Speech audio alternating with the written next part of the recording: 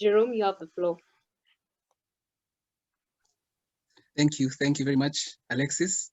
Man, never. I'll talk about that speech later. Our next panelist is the one and only, a great man, is in our midst, Jared Ouko. This is, among many things, I think the most important thing that we forgot to add here, he's our club counselor.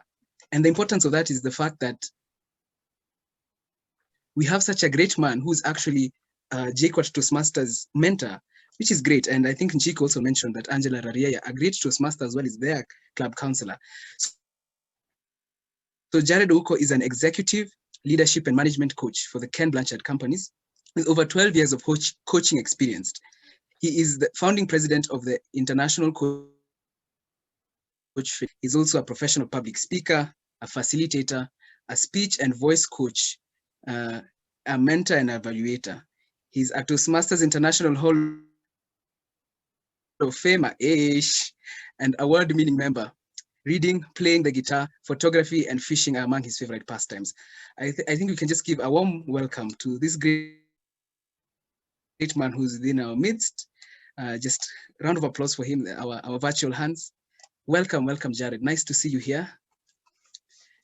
I can even see your guitars. Thank you. In the background, that's amazing. So I think to open up the floor, I shall ask, as the most seasoned speaker among us today, how did you start your public speaking journey? And most importantly, what led you to keep going to the point that you are today, that you've done such amazing things?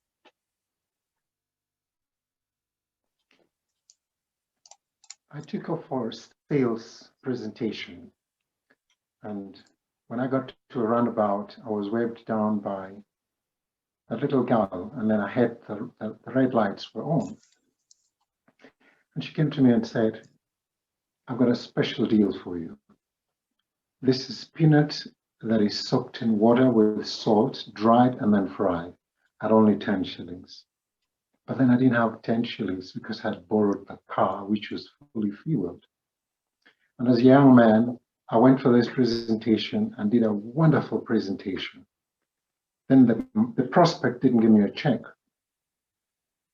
He told me, "Wow, this is amazing. You can really speak. Who is your boss?" So his idea was to poach me from the organization that I used to work for.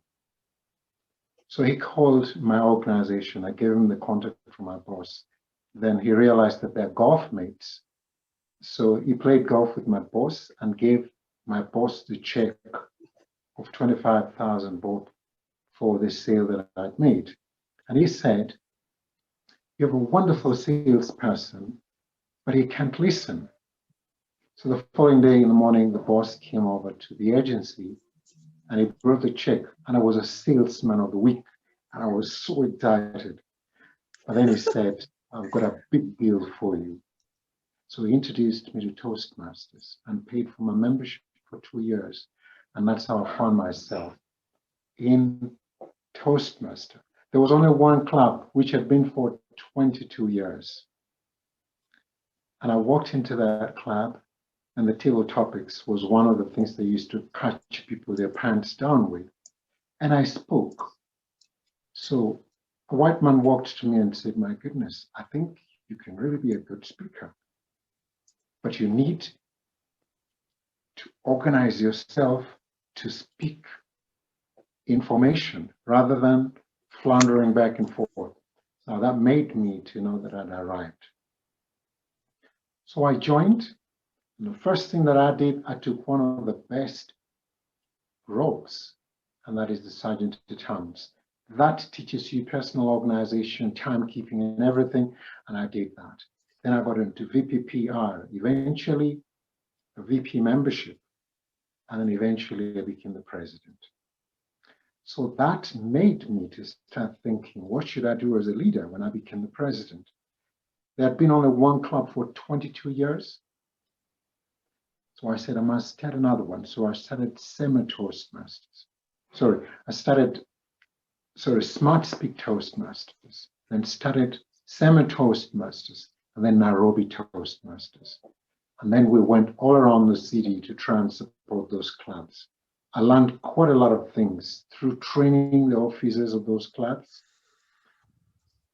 the club succession plan to put that in place, identify the right people to be in, and then from that, I coached and mentored every officer.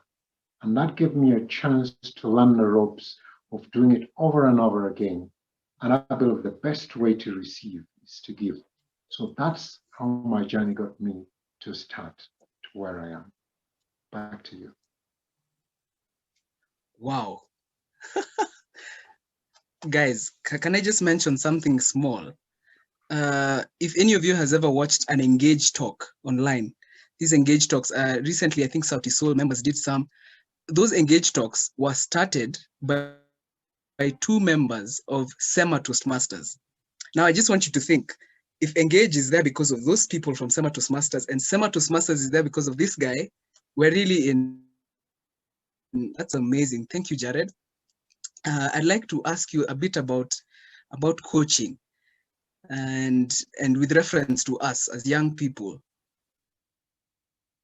The fact that you're an executive leadership and management coach means that you not only advise tops and senior level management, but you actually make them leaders, And if you were to give us 3 things, let's say us young people here will give us 3 tips from Jared on how we can actually start where we are right now to think about getting as fast as possible, if it allows it, if time allows it, and if God allows it, as fast as possible. How do we get into those leadership positions where we can make ourselves heard, where we can effect change?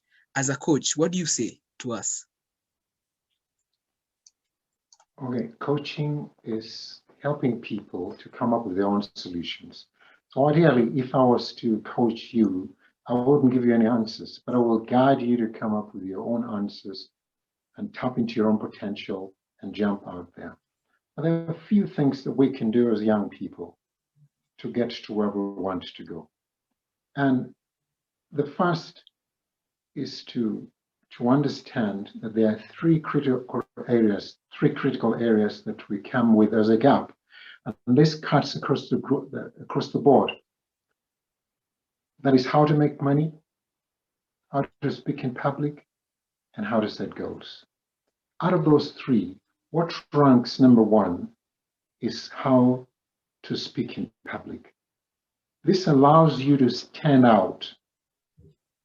Remember, communication is the transfer of information from one person to the other. And as the first speaker said, the second speaker said, it is not just the knowing, the technical aspect of what you do or what you learn in college, but getting out there and selling yourself. The transfer of information from you to them or to the panelists will help. So how do you plan for that? You need to know. You need to work on your thinking skills. You need to work on your grooming skills. You need to work on your personal organization, the planning and execution of the things that you have that you want people to know you about. Those things don't come cheap. You have to make time and work on them day and night. Surround yourself with powerful people. It's called OQP, only quality people. Don't just have every Tom, Dick, and Harry around you, but only quality people will get you where you want to go. So identifying and making friends with these people to make them part of your own board. You are like an organization, Jared Incorporated, Tinera Incorporated. So who are you going to surround yourself with? Who you surround yourself with determines who you are. Then TTP, talk to people. Have people talk to them, ask them questions. When you're in school, always invest in a journal.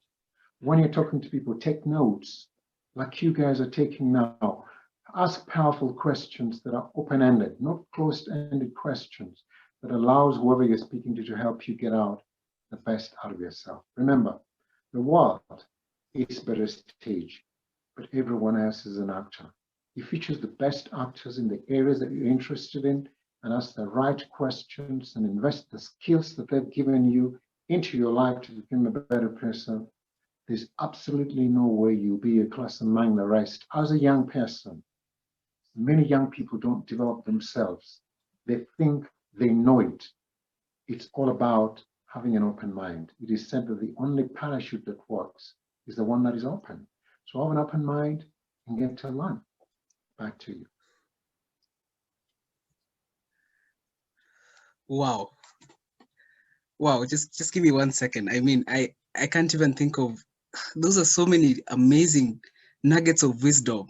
I hope you guys have been taking notes, because I feel like I'm going to be that annoying person in class who always asks for other people's notes, because that was extremely powerful. Thank you very much, Jared.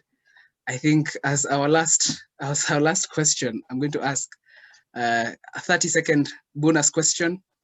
Would you rather go back to your 20-year-old self, knowing everything that you know now, or would you rather here and now know everything that you will need for your future? If I want to go back, you understood the question? Yes, I have. If I were to go back, I would do something called flight pathway analogy.